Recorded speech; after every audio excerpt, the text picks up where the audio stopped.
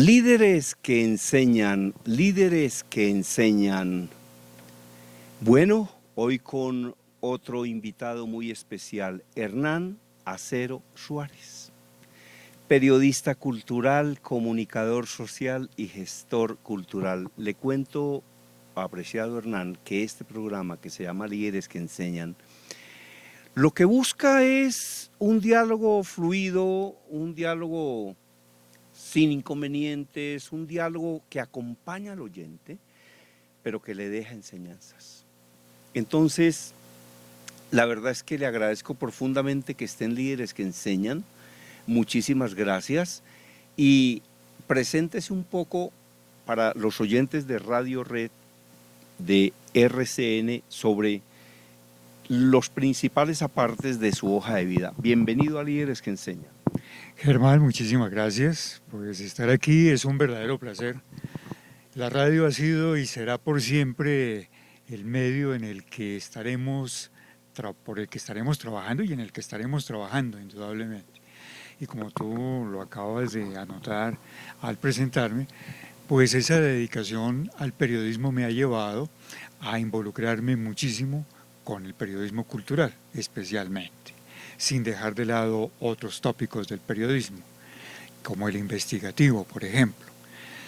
Pero el periodismo cultural ha sido, desde hace muchos años, la labor por la que me he podido involucrar. Y la radio es uno de los medios que me ha permitido divulgar precisamente este conocimiento, esta forma de encontrarme también con mi vida profesional. ¿Por qué es importante la cultura, Hernán? Primero, ¿qué es la cultura y por qué es importante incluso para los medios masivos de comunicación? Uno podría pensar, sin saber del tema, que eso como que alimenta el espíritu, como que es bueno. Yo lo veo desde mi punto de vista y yo digo que los medios masivos de comunicación no pueden ignorar las cosas negativas que ocurren, pero que tienen que abrir espacio para las cosas buenas. ¿Cómo lo ve usted? Indudablemente, la cultura como tal es eso, lo que tú acabas de mencionar, es el cultivo mismo del alma, cultivarnos a través del conocimiento, a través de las diferentes expresiones intelectuales del ser humano, que es lo que en otras líneas puede balancear esa parte negativa que también es provocada por el hombre mismo, ¿no? Esos funestos que desafortunadamente agobian a naciones como las nuestras o al mundo entero, pero que gracias a esa inquietud intelectual que tenemos también como algo innato, pues nos permite paliar un poco esa dificultad. Por eso la cultura es importante, pero la cultura va mucho más allá a lo que comúnmente creemos, que la cultura es solamente la parte del conocimiento de las artes. Sí, lo es, pero también de las humanidades, de la filosofía, de la ciencia. ¿Usted cree, Hernán, que los medios masivos de comunicación deberían abrir más espacio para difundir información cultural? Indudablemente que lo creo. De hecho, creo que ha sido uno de los factores que clamamos quienes estamos inmersos en el mundo de la cultura, porque esos espacios se hacen exiguos. De hecho, Lelutier hace un chiste al respecto, dice, el programa cultural en su horario familiar de las 3 de la mañana. Y yo creo que eso ocurre, Hernán, porque infortunadamente en el periodismo, y esto se dijo y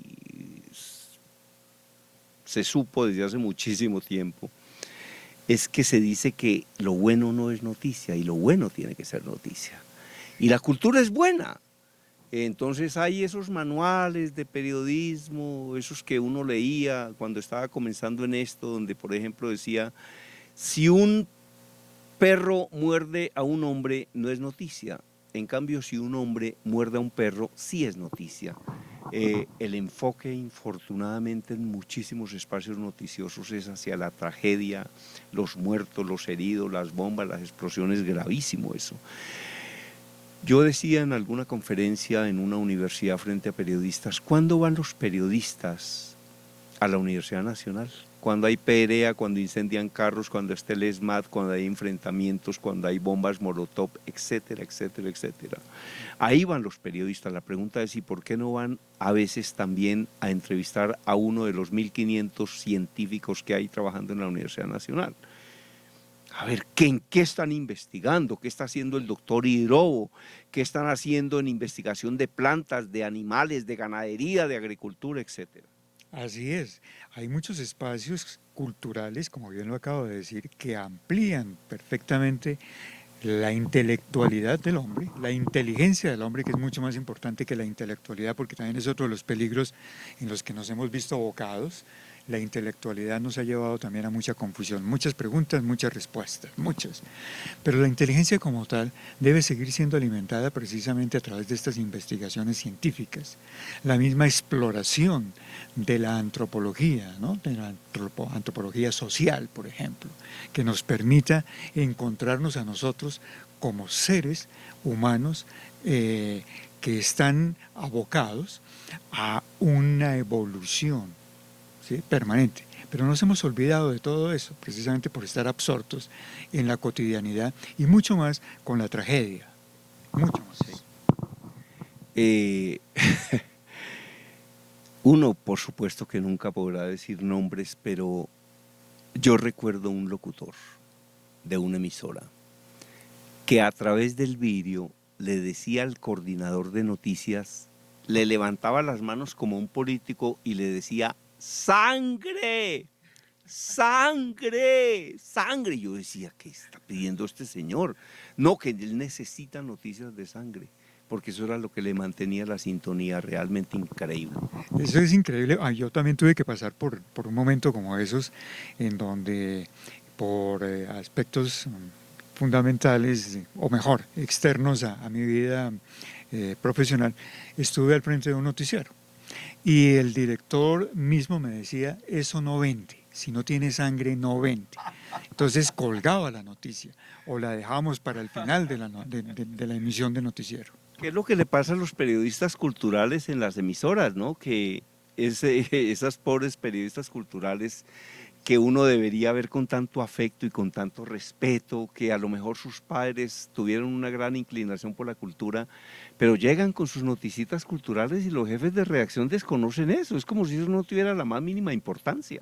Además hay otra cosa, es que, mira Germán, la cultura en los medios se ha convertido en entretenimiento y la han farandulizado. Y eso no es, porque una cosa es la farándula y otro lo que es en realidad el quehacer cultural. Muchos gestores culturales, muchos artistas, muchos científicos, escritores, filósofos, ¿no? Ahora que previo a este programa, estaba yo leyendo, haciendo una recapitulación de algunas notas de Harari, que es uno de los grandes escritores contemporáneos que yo admiro en este momento y leo con total atención.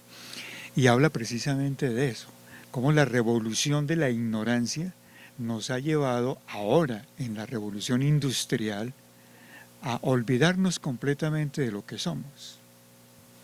Y entonces vivimos desde la marca y hemos farandulizado, es el término de la farándula, farandulizado, todo lo que hacemos y lo convertimos en espectáculo. Es ahí donde estamos cayendo en un abismo. Hay una falencia en ese sentido. Excelente, bueno, es Hernán Acero Suárez, periodista, conductor de programas radiales, gestor cultural, etcétera. Una breve reseña: periodista cultural que ha hecho tarea en radio y en prensa escrita. En 1980 entra al staff de la primera emisora en sistema FM que se lanza al aire en Boyacá, en Tunja. Participa en este proyecto al lado de Gustavo Niño Mendoza, Otto Grefstein. Óigame, palabras mayores de la locución, ¿no? ¿Qué recuerda usted de Otto Grefstein? Pues una voz que nos guió por el camino dentro de la radio, además de ser un tipo polifacético, ¿no? Porque también fue actor. Claro, estuve en Yo y Tú. Sí, y en las películas de Gustavo Nieto Roa, al lado de Frankie Linero, del Gordo Benjumea, y lo hacía muy bien. Pero en la parte de la radio pudimos ver, pudimos escuchar del maestro cómo pudo enfocar su voz hacia algo muy sobrio, la radio con mucha sutileza y con mucha sobriedad. Por supuesto. Bueno, otro grande de la locución, don Gustavo Niño Mendoza. Adicionalmente, un gran ser humano, Gustavo Niño Mendoza. Sí, a Gustavito está dentro de los afectos precisamente porque hemos tenido la oportunidad de trabajar juntos en ese proyecto que se llamó Espectacular FM Estéreo y además por ser coterráneos, porque él es tunjano, yo también lo soy. Ah, usted del hermoso departamento de Boyacá, de la ciudad de Tunja. Mi mamá vivió en Villa de Leyva. Nosotros le construimos allá una casa y allá vivió varios años. Yo iba a visitarla y normalmente cuando iba a ir a Villa de Leyva yo prefería irme en flota, porque si me iba en mi carro no podía apreciar los paisajes de Boyacá, que yo creo que eso es de lo más lindo que hay, ¿no? Cuando usted comienza a mirar por el vídeo de esa flota y comienza a ver esos prados, esos cerros, esas casas que botan humo por el, creo que eso se llamaba el buitrón, los campesinos, las ruanas, las flores, los árboles, ese cielo, y uno dice, no, esto es absolutamente maravilloso. Así es que los pasajes boyacenses son una maravilla, definitivamente. Boyacá está salpicado de muchas cosas bonitas, tan así que no nos podemos abstraer de ello. Otro gran amigo nuestro que es Armando Plata Camacho, también acaba bueno, digo acaba porque hace un par de años, pero no hace mucho, de construir su casa en Macanal, Boyacá. Y allí tiene su estudio de grabación mirando al gran lago que hay allí. Es una delicia esto. Ah, no, yo he visto las fotos del estudio de don Armando Plata. Le envío un gran abrazo a Armando Plata. Una vista absolutamente espectacular como se la merece. Un ser humano de esas características y un gran profesional. El Chupo Armando Plata. Ujú. Bueno, otro personaje que trabajó con usted, don Edgar Oviedo, mide como 1,90. ¿Qué recuerda usted de Edgar Oviedo, ese gran locutor? El flaco Edgar Oviedo también estuvo al lado de todo este proyecto. Luego se fue para Estados Unidos y luego regresa a Colombia nuevamente. Tengo entendido que está aquí trabajando con alguna cadena de televisión, haciendo su voz en off y demás. No, pues todo esto fue un equipo maravilloso en el que conjugamos experiencias, saberes y también aprendizajes que se estaban dando para sacar adelante este proyecto. De hecho, uno de los referentes de la radio, como lo fue y lo es, Manolo Belón, escribió en aquella época, estamos hablando tipo año de 1980, cuando aparece esta emisora allí en Boyacá, la primera en FM. Y lo que hicimos fue hacer una amalgama de crossover con muchos géneros de la música que hasta el momento no se habían dado en esa forma. Se habían dado en otros experimentos como el de Gonzalo Ayala con Radio Tequendama, haciendo un crossover muy bien hecho. Nosotros nos fuimos un poco más allá y logramos establecer esa amalgama. Entonces, ¿qué pasó? Que toda esa experiencia nos ayudó a concentrarnos en una vivencia grande de la radio y Manolo Belón la registró así. Si esta emisora estuviese en Bogotá, estaría marcando tendencia. ¡Qué bueno! Oiga, llega a Bogotá a codirigir el programa Hablemos de Música en Caracol Radio Básica y en 1985 entra a codirigir y producir al lado de Jaime Orlando Prado en 88.9 La Superestación, el primer programa informal en el sistema FM en la franja de las 6 de la mañana. Oiga, usted que tuvo que ver con un programa que fue absolutamente impresionante, histórico, con una sintonía brutal, en la FM que se llamó El Zoológico de la Mañana. Sí, esa fue la transición que hicimos de 6 FM, Frecuencia del Mundo, y lo fuimos convirtiendo en algo mucho más informal. En ese momento estábamos en la primera parte, Jaime Orlando, como tú bien lo anotas, también estaba la voz femenina que nos acompañó, Sandra Ramírez, y luego se busca otra cosa, porque el jefe, como lo llamábamos y lo seguimos llamando a Fernando Pava, nos dijo, no, eso, dejemos la audiencia formal, dejémosela a Caracol Estéreo, y nosotros sigamos con la audiencia informal, los estudiantes de universidad, los estudiantes de colegio. Entonces ya entra a ser parte del staff Tito López, entra Andrés Nieto, entra Nieto Molina. Nieto Molina, estaba el Capi también, el Capi Romero Barliza, y Jorge Marín, quien hacía las voces de dos personajes caricaturescos que logramos dibujar para la radio. Pero por supuesto, el Zoológico de la Mañana. Paralelamente dirige y presenta programas de corte musical para emisoras de Pereira, Cali y para el sistema Caracol Estéreo en el país. Oiga, en una oportunidad yo también oí algo que a mí por lo menos me pareció absurdo, pero es una denuncia que formulaba un periodista que se llama Jairo Pulgarín. Él se quejaba de una cosa y yo le dije, ¿de qué se queja, Jairo? Dijo, es que estoy cansado de escuchar una cosa, y es que la música colombiana no da rating. Entonces él estaba en una emisora que se llamaba la 1430, que antes fue emisora Kennedy, y programaba música colombiana y de verdad que tenía una muy buena sintonía. Entonces la música colombiana, oiga, ¿por qué se desconoce tanto la música colombiana en los medios masivos de comunicación y de radiodifusión de este país? Pues es uno de los asuntos que también se ha tocado en mi quehacer, y es precisamente porque como consumimos tanta música que viene del exterior, ¿no? Entonces venía a desplazarse completamente la música colombiana. Hoy en día está pasando algo diferente. Hoy en día estamos escuchando a nuestros artistas colombianos que han ganado un gran renombre también y en unos géneros que están dando también un buen nombre al talento colombiano. Pero la música colombiana, de pronto, o sea, la andina colombiana, la de los aires colombianos como del llano, del sur, pues no han sido, digamos, muy difundidos. Y tal vez a eso se refería Jairo Pulgarín. En la emisora Espectacular FM Estéreo teníamos dos franjas especializadas para la música colombiana. Una en la mañana y otra después del mediodía, ¿no? Con otro proyecto que se llamó también ICBA FM Estéreo, por las siglas de Instituto de Cultura de Boyacá. Teníamos unas franjas especializadas para divulgar la música andina colombiana, la música llanera, la música del sur, porque la música del Pacífico, que también ha sido muy desconocida, no ha sido tocada como es debido. Es más conocida la música de la costa atlántica, lógico, por la cumbia, por los porros, por todo ello, y por lo que han hecho las grandes orquestas de la música tropical en Colombia.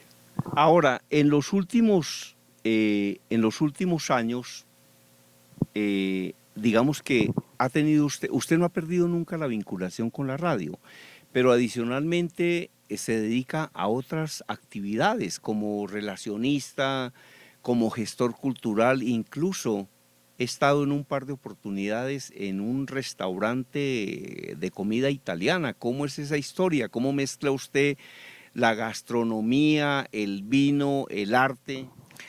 Bueno, eso es parte también del periodismo cultural, el periodismo de gastronomía. Sí, hubo un momento en que yo hice un paréntesis con la radio y para cerrar ese paréntesis, unos amigos me llaman para sacar adelante un proyecto que se llama Radio CIA, por las siglas de Casa Independiente de Artes, que a propósito está cumpliendo 7 años de estar al aire, y la Casa Independiente lo que hace es apoyar al talento independiente colombiano en la música, en la literatura y en otras artes, igual que en la plástica a propósito. Bueno, y entonces me involucro también con la parte de relaciones públicas corporativas, que es otro de los quehaceres de mi profesión, y esto me lleva a estar al lado de restaurantes como este que tú mencionas. ¿Qué se llama? No, ¿Y dónde queda? No cobramos la cuña, ¿no?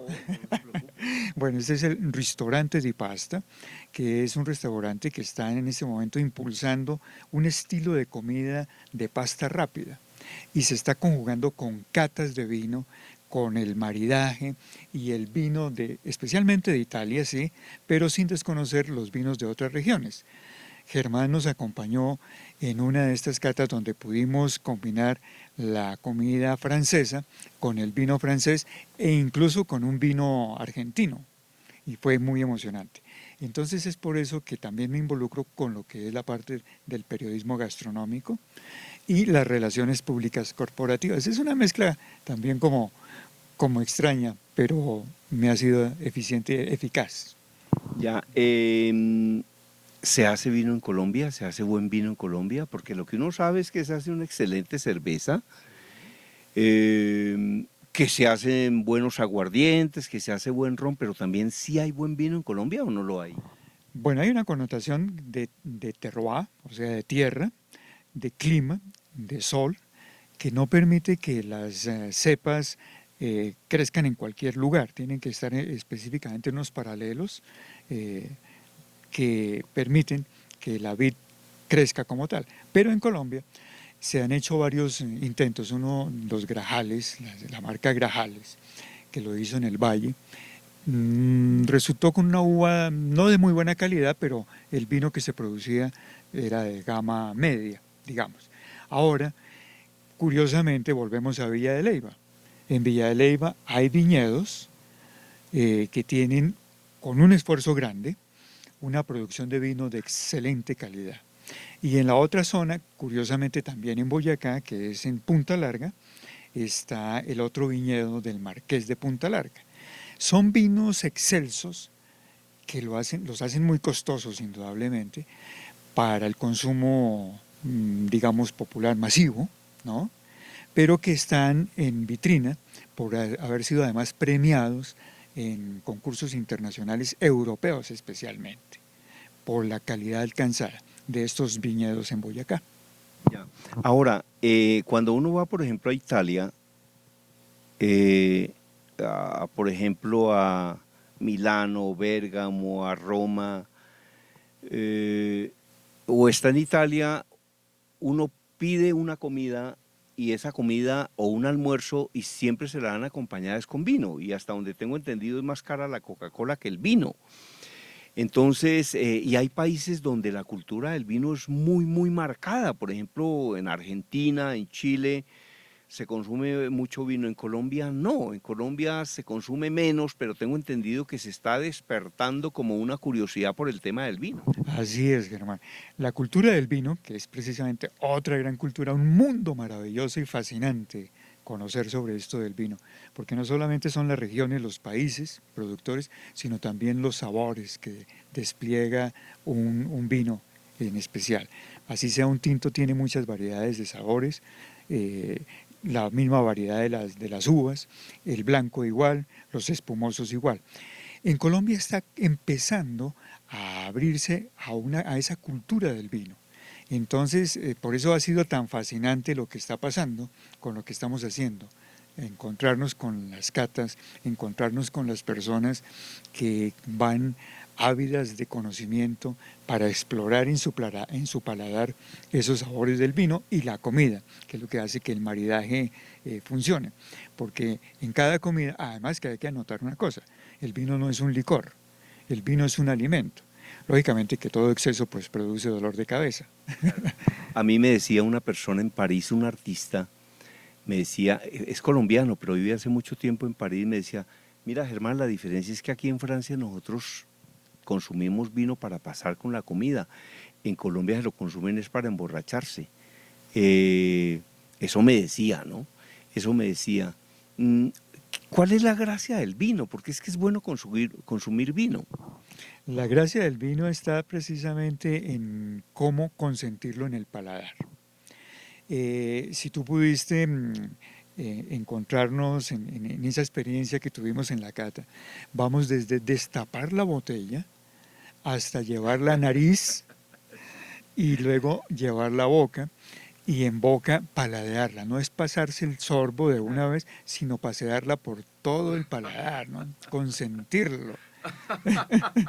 Ahí está la fascinación del vino. Y luego combinarlo con una buena comida, con las comidas sucede algo también maravilloso, que los sabores de la comida también se despliegan en el paladar. Entonces uno puede distinguir desde una albahaca a un tomate seco, ¿no? A un pimentón, qué sé yo, todo lo que tiene que ver con la sazón misma, con la preparación del plato, incluso con los dulces, con los postres.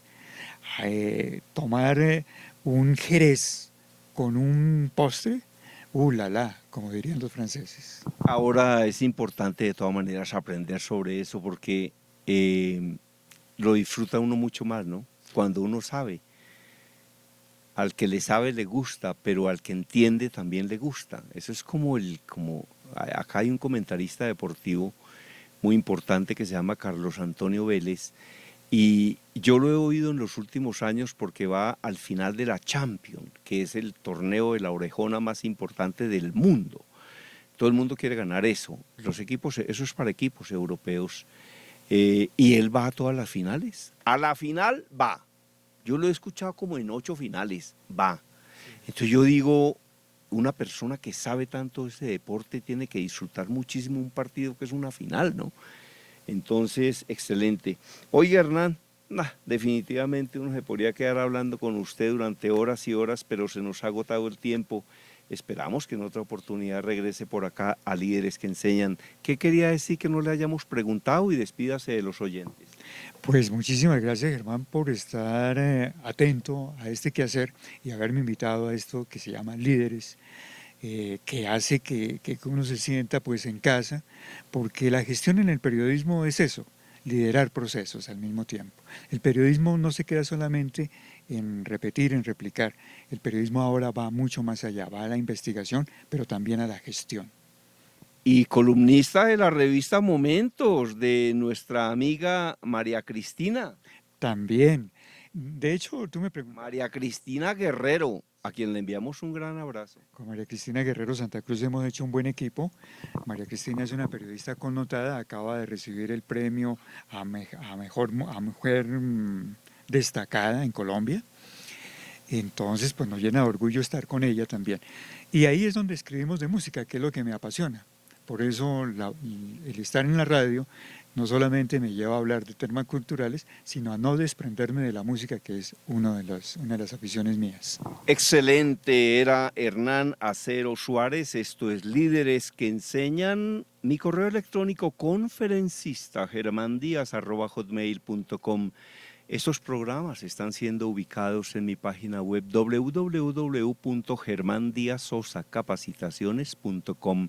Mi WhatsApp 322-218-7567. En la parte técnica, don Mauricio Amador, como asesor espiritual e integral, Jacob Roballo. Y en la conducción y dirección de este programa, con muchísimo gusto, Germán Díaz Sosa.